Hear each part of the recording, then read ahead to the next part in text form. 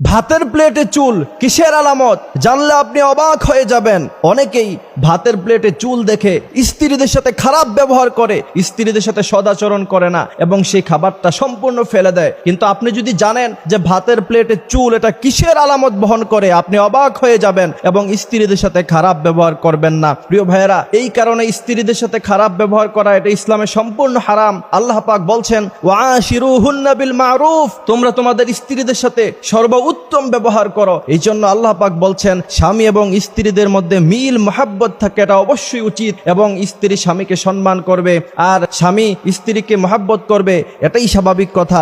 আল্লাহ সুবহানাহু ওয়া তাআলা স্বামী এবং স্ত্রীদেরকে একে অপরকে মহাব্বত দিয়ে সৃষ্টি করেছেন। এই জন্য অবশ্যই স্ত্রীদের সাথে ভালো ব্যবহার করতে হবে। আল্লাহ রাসূল সাল্লাল্লাহু আলাইহি ওয়াসাল্লাম আম্মাজান আয়েশার সাথে কেমন ব্যবহার করতেন, কোনোদিন কটু কথা বলেন নাই। আম্মাজান আয়েশা বলছেন, আল্লাহ রাসূল সাল্লাল্লাহু আলাইহি ওয়াসাল্লাম যুদ্ধের ময়দান থেকে ফিরেছেন, এমন সময় আমাকে বললেন, আয়েশা কোনো খাবারের ব্যবস্থা আছে কিনা? আমি বলছিলাম, ইয়া রাসূলুল্লাহ, খাবারের কোনো ব্যবস্থা নাই, আপনি একটু বসেন, আমি খাবার রান্না করে নিয়ে আসি। পিছন দিক দিয়ে আমি যখন তাকালাম রান্নাঘরে, তখন আমি দেখলাম যে মুহাম্মদ সাল্লাল্লাহু আলাইহি ওয়াসাল্লাম তিনার তরবারি ঘাট থেকে নামায়া আমার কাজে তিনি সহযোগিতা করতেছেন। আম্মা জান আয়েশা রাদিয়াল্লাহু তাআলা আনহা খুশি হয়ে গেলেন এবং আল্লাহ নবীর জন্য দোয়া করলেন। আর আল্লাহ নবী বলেছেন, আমি আমার স্ত্রীদের কাছে সবচাইতে উত্তম স্বামী, আর যে তার স্ত্রীদের কাছে উত্তম স্বামী হয় আসলে প্রকৃতপক্ষে সে একজন ভালো মানুষ। সুবহানাল্লাহ বিহামদি সুবহানাল্লাহিল আযীম। এই জন্য স্ত্রীদের সাথে অবশ্যই ভালো ব্যবহার করতে হবে। এখন আমরা শুনি যে ভাতের প্লেটে যদি আমরা চুল দেখি তাহলে এটা কিসের আলামত হতে পারে?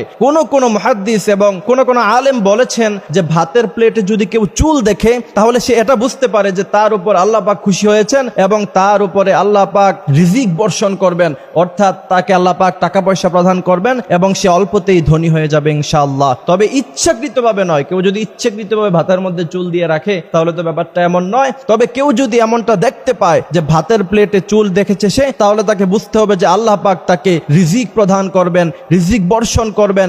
এজন্য আল্লাহ বলছেন, ইয়াত্তাকিল্লাহা ইয়াজআল লাহু মাখরাজান ওয়া ইয়ারযুকহু মিন হাইসু লা ইয়াহতাসিব, আমি আল্লাহ পাক যাকে চাই তাকে অগণিত রিজিক প্রদান করি। সুবহানাল্লাহ বিহামদি সুবহানাল্লাহিল আযীম। এই জন্য ভাতের প্লেটে চুল দেখেই স্ত্রীদের সাথে বাজে ব্যবহার করা যাবে না, স্ত্রীদের সাথে অবশ্যই ভালো ব্যবহার করতে হবে। আর নবী সাল্লাল্লাহু আলাইহি ওয়াসাল্লাম বলেছেন, যে তার স্ত্রীর সাথে ভালো ব্যবহার করে সেখানে আল্লাহ পাক রহমত নাজিল করেন, সেই দাম্পত্য জীবনে আল্লাহ পাক সুখী রাখেন তাদেরকে। আর যদি স্ত্রীর সাথে ভালো ব্যবহার না করেন, মনে রাখবেন কিয়ামতের মাঠে অবশ্যই এর জন্য আপনাকে জবাবদিহিতা করতে হবে। ইমাম আবু ইউসুফ রাহমাতুল্লাহি আলাইহির একটা ঘটনা শুনলে বুঝতে পারবেন যে স্ত্রীর সাথে ভালো ব্যবহার করা এটা কতটুকু গুরুত্বপূর্ণ বিষয়। ইমাম আবু ইউসুফ রাহমাতুল্লাহি আলাইহি এত বড় আলেম, হাফিজুল হাদিস, এত বড় মুহাক্কিক আলেম পৃথিবীর মানুষ খুব কমই দেখেছে। বড় বড় অনেকজন ইমামের মধ্য থেকে অন্যতম একজন ইমাম হলো ইমাম আবু ইউসুফ রাহমাতুল্লাহি আলাইহি। ইমাম আবু ইউসুফ রাহমাতুল্লাহি আলাইহি যখন মৃত্যুবরণ করলেন, এমনই সময় তিনার এক শাগরেদ তিনাকে স্বপ্ন দেখলেন। ইমাম আবু ইউসুফের মৃত্যুর পরে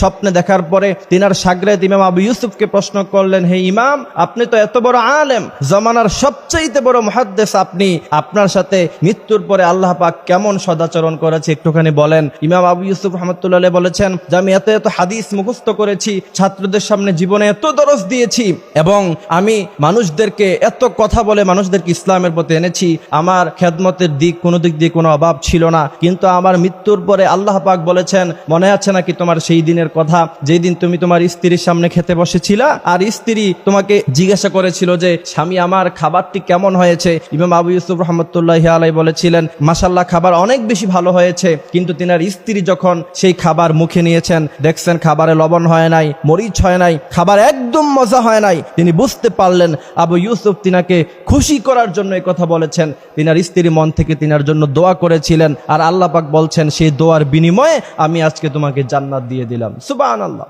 সেজন্য বোঝা যায় স্ত্রীদের সাথে ভালো ব্যবহার করাটা গুরুত্বপূর্ণ বিষয়। এই জন্য খাবার মজা না হলেই, রান্না মজা না হলেই আর ভাতের মধ্যে চুল দেখলেই আমরা স্ত্রীদের সাথে খারাপ ব্যবহার করব না। আল্লাহ পাক আমাদেরকে বুঝার তৌফিক দান করুক। আমিন।